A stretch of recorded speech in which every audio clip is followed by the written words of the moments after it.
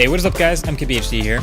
So, if you remember that Services Apple event back in March, that weird one, the one actual piece of hardware, technically, that was announced at that event was this shiny new titanium Apple credit card called Apple Card. Well, now it's August, and I actually have one now here. So we get to answer the question, what would it be like if Apple made a credit card?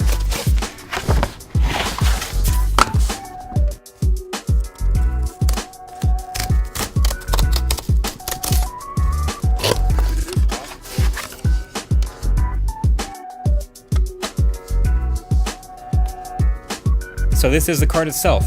Like I mentioned, it's made of literally titanium, all matte white on the front and the back, super clean as you'd expect from Apple hardware. And it's got this precise laser cutout with your name on the front and the Apple logo and the chip, of course. And then on the back is the magnetic stripe and a Goldman Sachs and MasterCard logos. So the issuing bank and the card provider for this guy.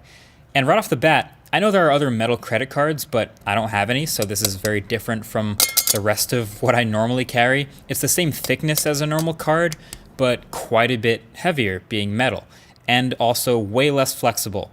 Feels more durable. I'm not gonna try to actually break this thing, but it flexes way less, it's more solid.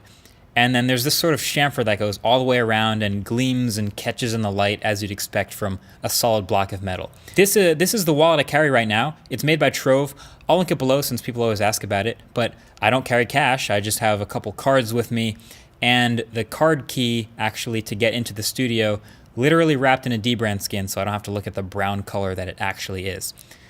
But the Apple Card would fit right into a normal wallet. It's the same size as every other card, not too much thicker. The only thing that actually concerns me here is the white finish. Like, how does it wear? Does it start to chip off or does it start to discolor over time?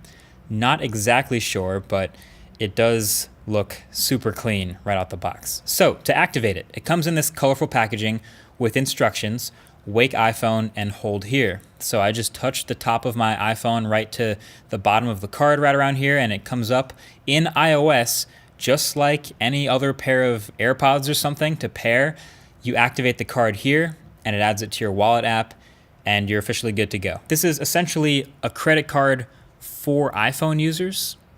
Like that's what it is. Meaning it's basically an extension of the Apple Pay that you could already use, but now in a physical credit card form. So all those places that don't accept Apple Pay, but you still want to use Apple Pay so it shows up in the wallet app, you have a physical card to do it. And then on top of that, there are a lot of legitimately nice features in the wallet app that you may already know. Since it's a credit card, this time there's a slider to show how much interest you'd be paying versus different payment schedules with this really clean, intuitive UI. The red color like actively discourages you from making the minimum payment and racking up more interest, so that's pretty cool. And then, fun fact, so Nilay at The Verge actually tweeted that he noticed in the app, the color gradient of the card actually means something. So it starts off completely white, like mine, before you spend any money on anything with the card. And then anytime you spend money at a different merchant or category, it adds colors to the gradient. So I wanted to test that out for myself. So I went to B&H and literally I pre-ordered my Galaxy Note 10 with the Apple Card. And sure enough, instantly, like literally a half a second after I pressed the buy button on B&H's site, my app populated with that purchase and added the color to my card. So I'm starting my gradient of colors now. So yeah, I can confirm that's what's happening here. It was really impressively fast. And then it gives you a purchase history where you can dig into each purchase, every transaction, and see it on a map. So if you don't recognize it, you can look up exactly where it came from. Honestly, a lot of stuff that I wish my current banking app also did. And then I guess one of the most underrated pieces of it is it's all secured with Face ID. So even if someone finds your card or if someone steals your card, they can't use it because they don't have your iPhone. Or even if they do have your iPhone, they don't have your face. You can also remotely deactivate the card from the wallet app, which is also where you can grab the card number if you want to pay for things online using a form like I just did with B&H. And then of course, it's just also very clean. There's no card number on the card. That's a little more secure, I guess. And there's no signature since that's not required anymore. It's in the app, so you just get this nice, super clean look. It's pretty nice, actually. Now, to be honest, as a credit card, it's actually not that amazing of a credit card. Interest rates are okay, 12% and up, depending on your credit score if you get approved. But you won't see this on any best value cards lists anytime soon. The one cool thing is instead of giving you points that build up over time, it just gives you straight Apple Cash the next day, so you can spend it 24 hours after you've earned it. You get 1% cash back on everything, so like that Note 10 I just bought on B&H with the card, I got 1% cash back. I get 2% cash back on everything that I use Apple Pay for, and you get 3% cash back on everything you buy from the Apple Store, from Apple.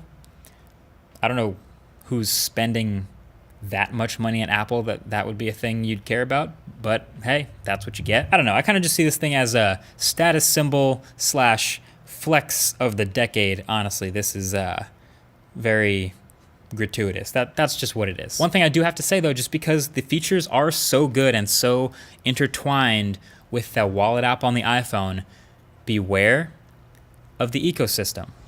If you thought the walls of the garden weren't high enough already, just because people don't want to leave the iPhone because of iMessage and the green and blue bubbles, people don't want to leave the iPhone because they have all the storage in iCloud already. Imagine trying to switch to an Android phone, but you don't want to now because you also have to give up your credit card.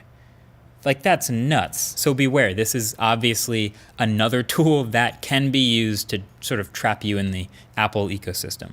But you already knew that, right? Anyway, thanks for watching this quick one. Just figured I'd give a quick update since there is technically actually new hardware around, but that's just about all there is to it. Also, shout out to the Waveform podcast is now officially launched. I'll have a link right below that like button if you want to check it out. Episode 1 is up, and we'll have more info on that coming soon. Either way, thanks for watching.